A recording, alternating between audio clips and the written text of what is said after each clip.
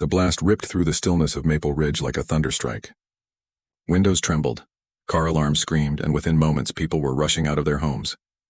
A thick column of dark smoke poured from Karen's spotless white chimney, curling upward like a furious storm cloud.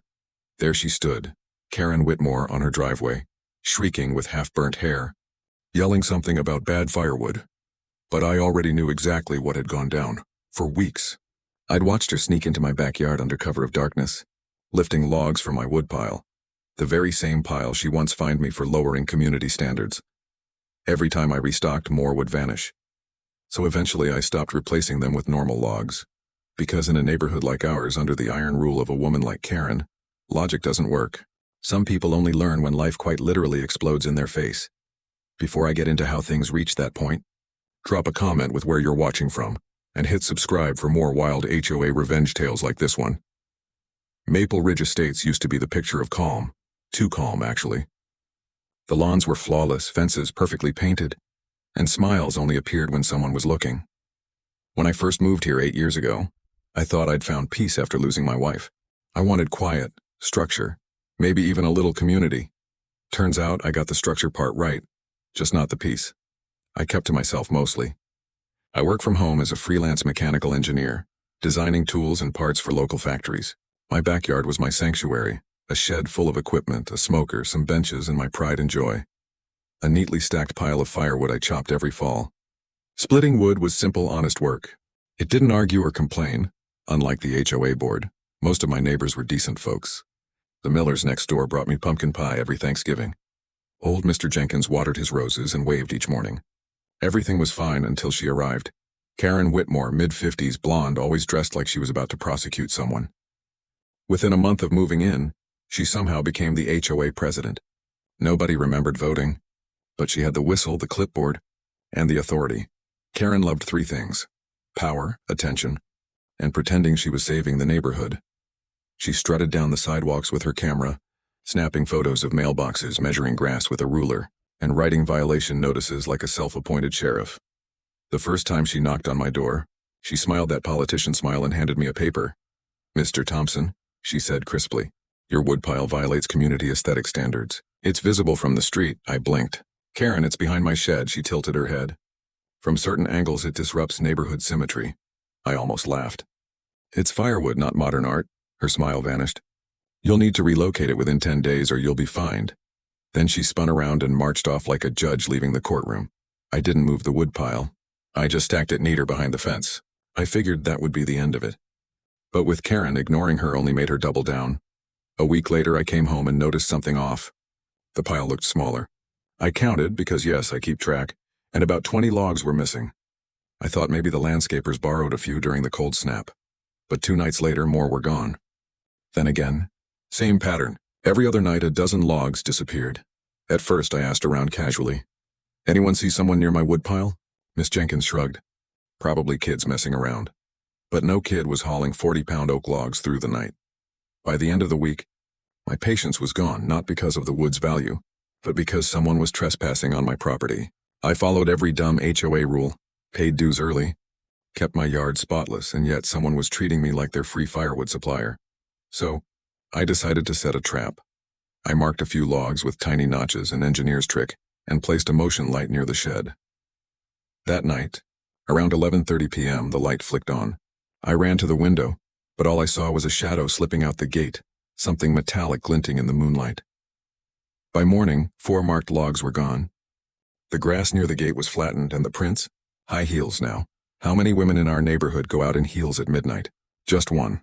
Still, I wasn't about to accuse anyone yet. Then, the next day I got a letter.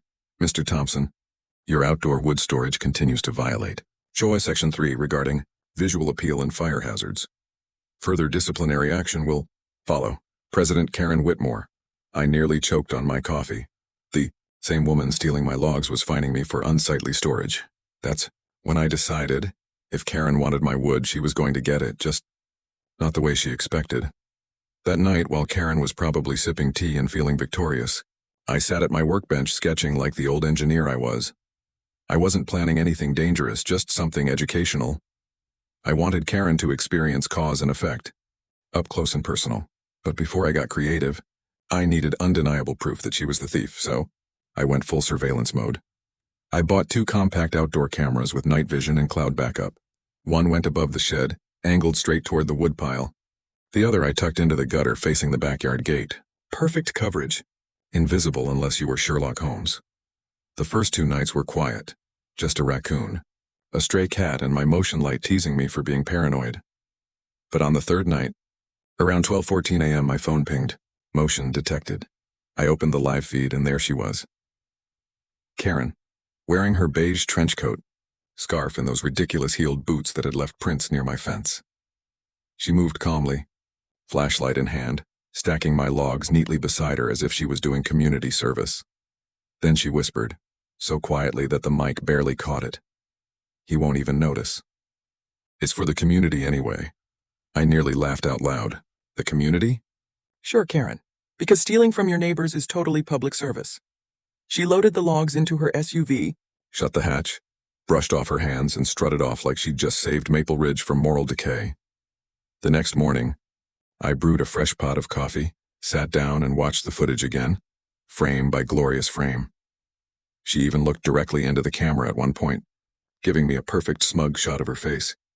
A normal person might have gone to the cops or the HOA board right then. But Karen wasn't normal. She was the kind of woman who could twist any accusation into a violation against you.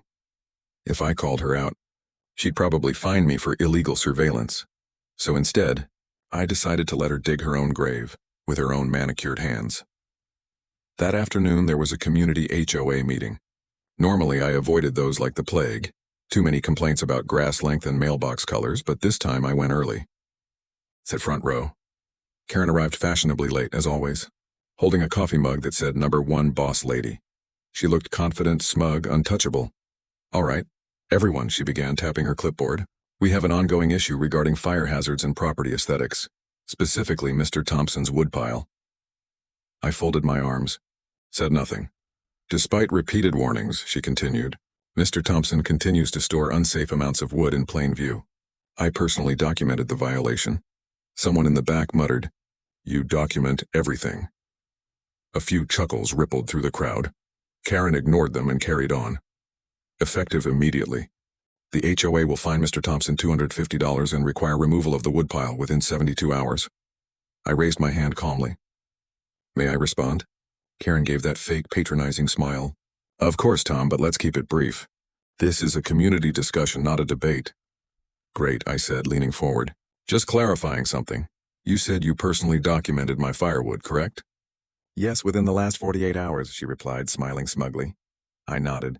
Interesting. Because in the last 48 hours, half of that wood was stolen. Her smile faltered. Maybe you misplaced it? I don't misplace 80 pounds of oak, Karen. The room went silent. Funny thing is, I continued, I installed cameras after the second theft. And guess who showed up on the footage? Her eyes widened. You can't. That's invasion of privacy. Not really, I said coolly. The cameras are on my property facing my woodpile. Perfectly legal. Would you like me to show everyone the video? The room erupted in whispers. The HOA treasurer leaned over to another member, whispering furiously. Karen's voice shook. This is harassment. You're twisting the narrative. I smiled. No, Karen, you twisted it yourself. You were caught, red-handed. Or maybe red-heeled. Laughter broke out across the room. Even the usually silent HOA secretary had to cover her mouth to hide a grin. Karen's face turned beet red. You're lying. Want me to play the video? I asked, holding up my phone. She froze.